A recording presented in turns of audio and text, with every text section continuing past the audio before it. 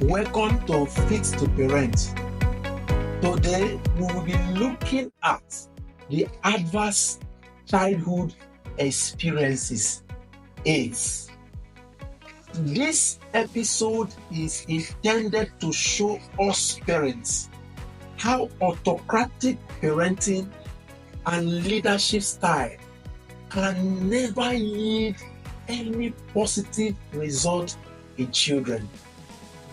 This is because science and psychology has proven that our autocratic nature or leadership styles creates adverse childhood experiences instead of correction.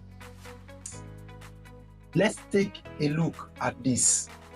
Have you noticed that the more you punish, scold, or resent a child, the more likely they make or repeat the same mistakes? This phenomenon is attributed to adverse childhood experiences. If you find yourself trapped in a cycle of punishment, yelling, and threats, it is because you have not fully understood the impact of adverse childhood experiences. When society labels you as a disciplinarian, it implies that your children are constantly making mistakes that warrant punishment. My question to you is this the type of relationship you want with your children, or the type of parent you aspire to be? If not, this discussion on adverse childhood experiences is for you. It is aimed to provide insight and practical guidance to break this cycle. What is adverse childhood experiences?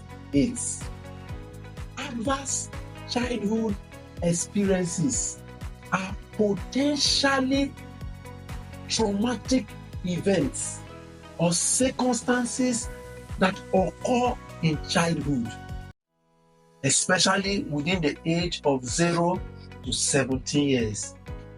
But note, there are about 10 types of adverse experiences common in childhood.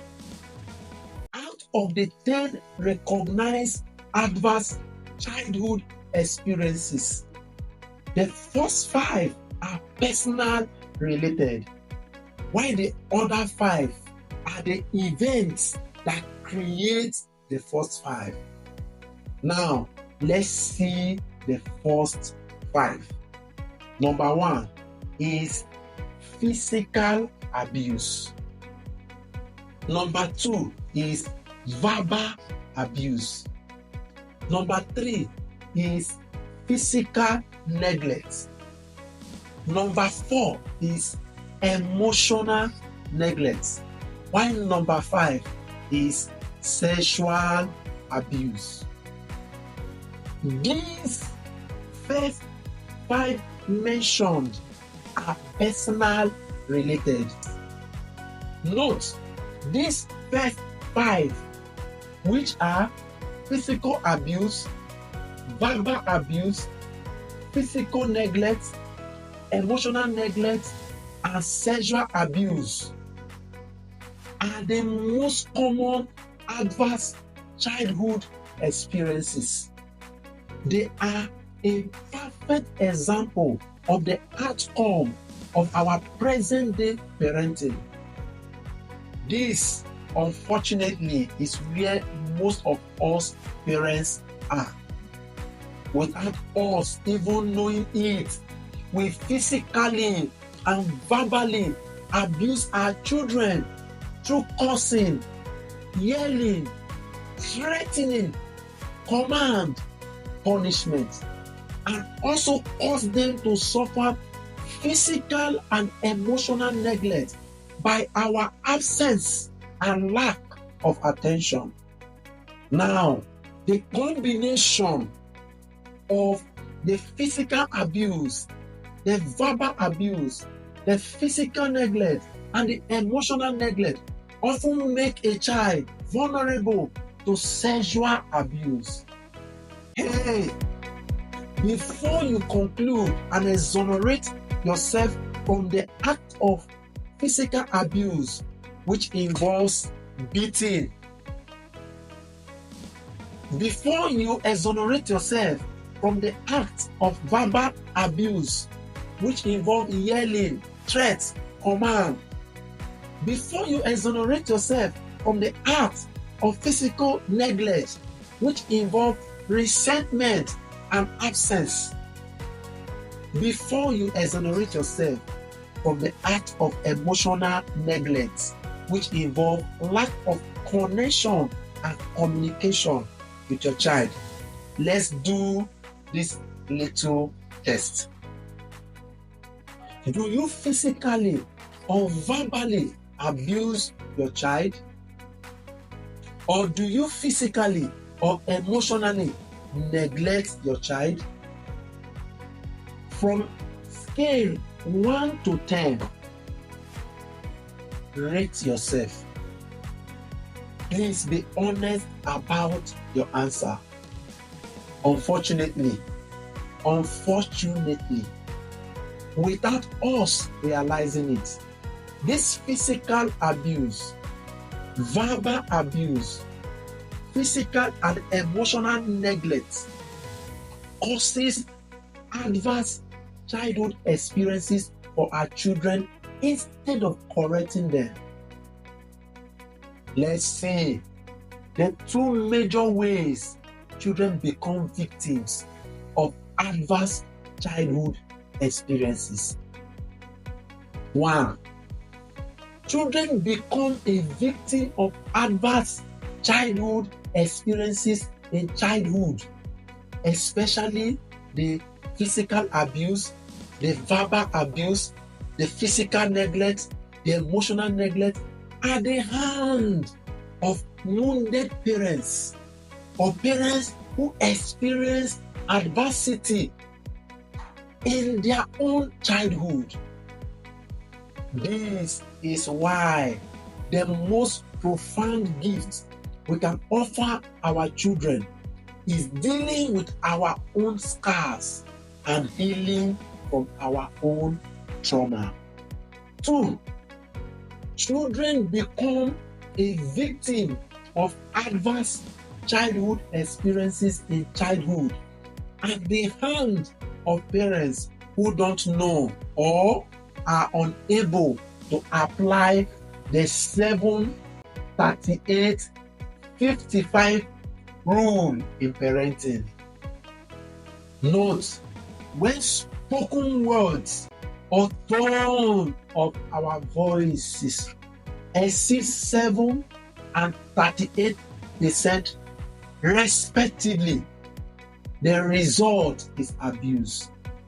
Also, when spoken words and tone of our voices moves from communication to command, it usually results in abuse.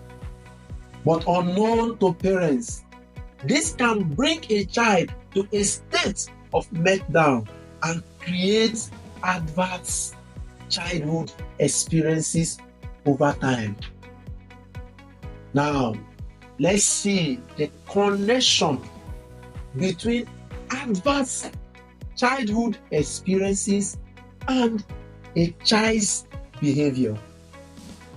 As a parent, it is important to know what happens in the brain of a child during a traumatic event or meltdown.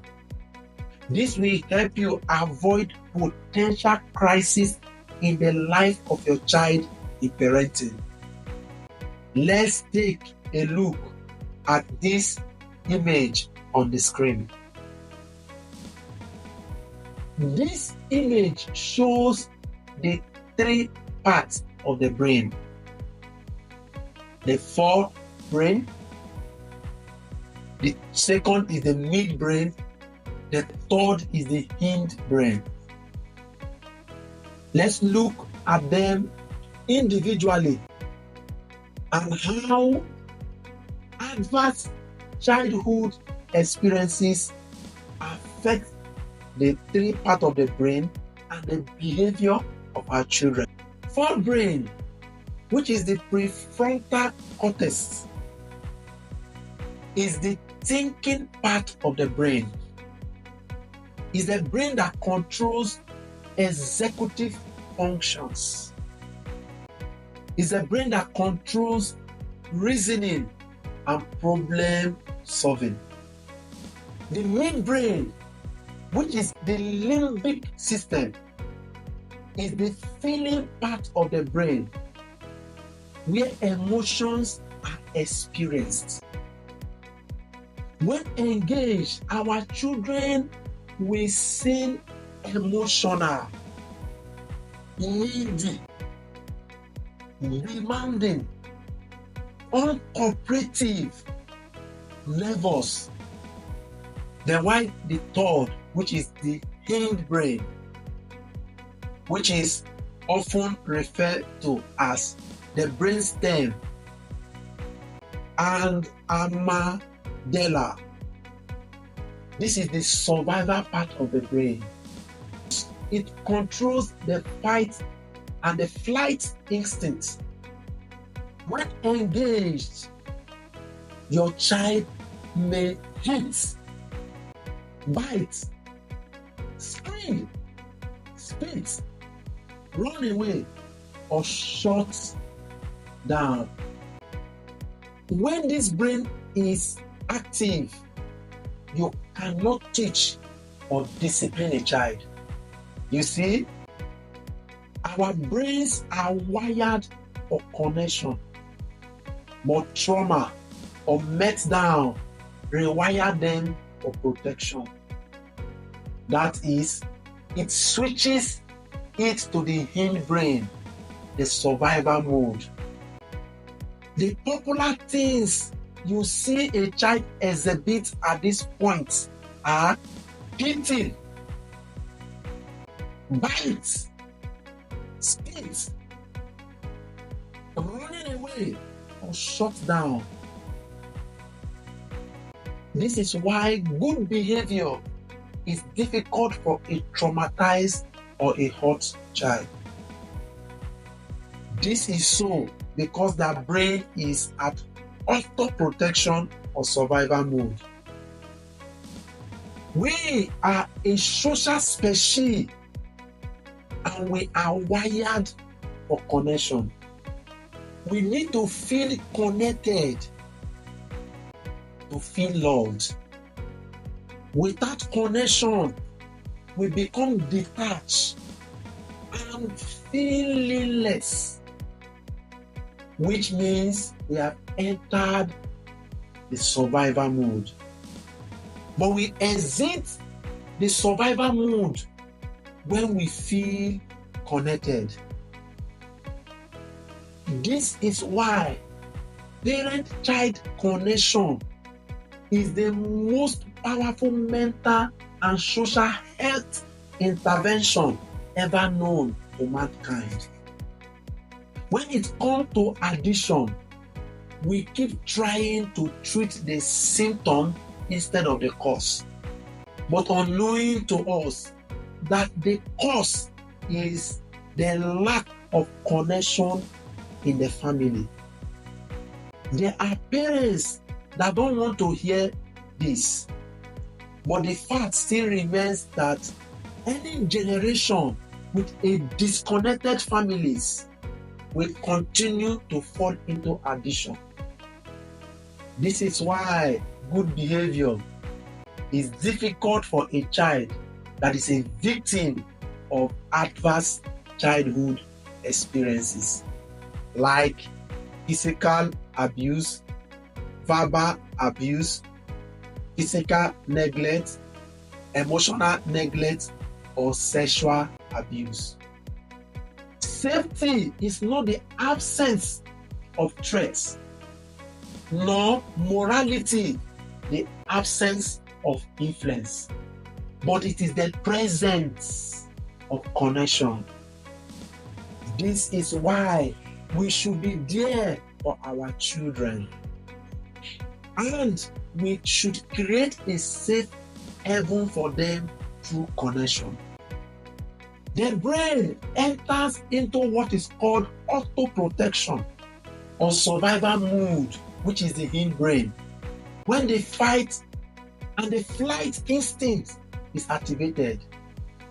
This shuts down the thinking part of the brain, which is the forebrain, and the feeling part of the brain, which is the midbrain, to simply respond to threats, perceived or real. Unfortunately, the brain perceives traumatic events and meltdown, which is often caused by too many demands and unrealistic expectations from parents, as a threat, and switches the brain to a defense mode, which is the hindbrain. At any point, the hindbrain is in control. Parents are expected to remain calm until the forebrain, which is the safe mode, the logic or the reasoning part, is back in control to avoid a rebellious situation like physical and verbal aggression from their child. When we cause stubbornness and disobedience, to a great extent, we parents are responsible for it. This is part of the reason some children can be sarcastic. Note, when the thinking part of the brain that is meant to help them hesitate and reason is shut down, a child can act in an abnormal or a rebellious way. When you discipline a child, when the brain is on auto-protection or survival mode, you achieve nothing. You need to wait until the forebrain, the safe mode, is in control again. If not, your correction will not benefit your child. Points we all must note as parents. If for any reason your child comes to a level where they become afraid at the thought of your return from work or business, or at the horn of your car, or at the sound of your voice when you are around, you have failed. This is a foundation for stubbornness, disobedience, and rebellion. It is the most dangerous state a child can be in. This brings a child to a state of meltdown and adverse childhood experiences, and eventually moves the brain of the child to auto-protection or survival mode. At this point, don't expect anything good or reasonable from that child. This is because the brain that aids reasoning, thinking, executive skills is shut down by your presence and return from work or business. When I said in the beginning of this video that this episode will show us parents how our autocratic nature or leadership style is creating adverse childhood experiences instead of correction, this is exactly what I meant. If you have been wondering why all your physical and verbal parenting actions are counterproductive, this is the reason. You can see that the more you punish or resent a child, the more they make the same mistakes. This is the danger of autocratic parenting. Let me repeat this again. If for any reason our children is now afraid or frightened at our presence, or at the sound of our voice, or are not comfortable around us, we have just succeeded in programming our child's or children's brain into auto protection, auto survivor, or defense mode. At this point, don't expect any positive behavior from the child. Note, you can never get the best out of a child whose brain is in control. Never. The fear and the obedience we are commanding now by the force, by the use of force, shouting, threats, and punishment are temporarily. Note, parenting in the 21st century should not be technique or dictatorial, but relational. We should keep our focus more on connection and less on instructions that can create adverse childhood experiences. This is where we bring this episode of Fit to Parent to a close. Thank you for watching, and see you in the next episode.